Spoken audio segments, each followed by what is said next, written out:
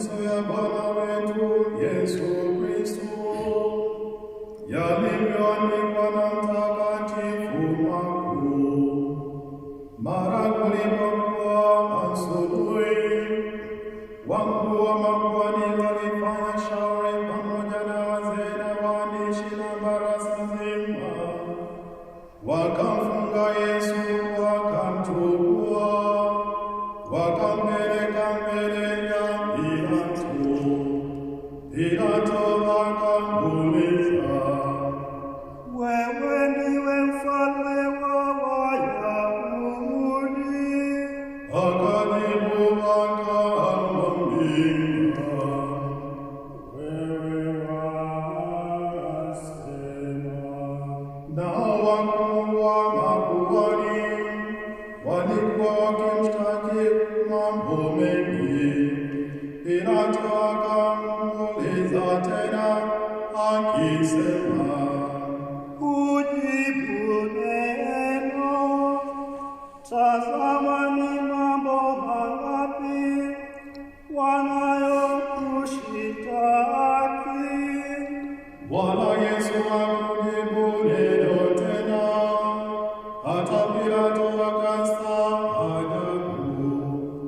Basi wakati wa sikukuu wafungulia mfungwa mmoja wakombaye. Palikuwa na mtu aitwaye Baraba, amefungwa pamoja na watu waliofanya fitina na kufanya uwaji katika fitina ile. Makutano wakaja kuomba awafanyie kama vile alivyozoea. Pilato akawajibu akisema, Je, mnataka niwafungulie mfalme wa Wayahudi? kwa maana walitambua ya kuwa wakuu wa makuhani wamemtoa kwa usuda. Lakini kwa kuwa makuhani wakamwikisha makutano, kwamba afadhali awafungulie Baraba, Pilato akajibu tena akawaambia, Basi nimtendee huyu mnayemnena kuwa ni mfalme wa Wayahudi. wakapiga kelele tena, Msulubishe. Pilato akipenda kuwafurahisha makutano, akawafungulia Baraba, akamtoa Yesu baada ya kumpiga mijeledi ili asulubiwe. Nao askari akamchukua ndani ya mbeo, ndiyo Praitorio, yaani nyumba ya Herode.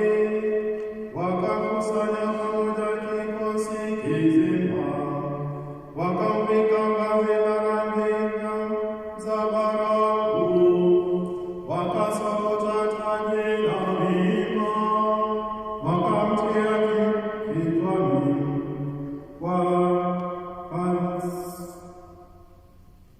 wakala kumsalimu.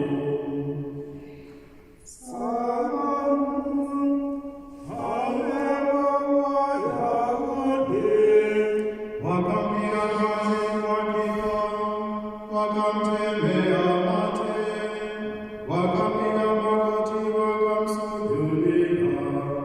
Hata wakiisha kumdhihaki, wakamvua lile vazi la rangi ya zambarau, wakamvika mavazi yake mengine, wakamchukua nje ili wamsulubishe.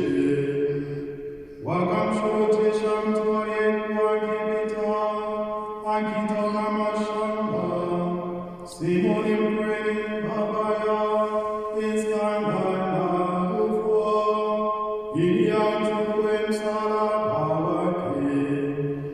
Wakamleta mpaka mahali pa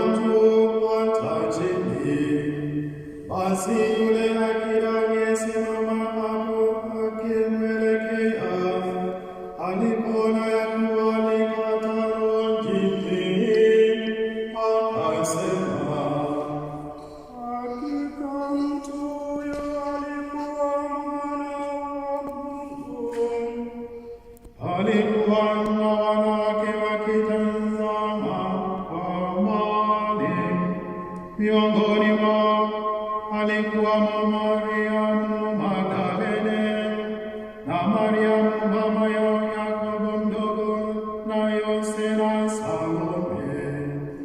Hao ndio waliofuata naye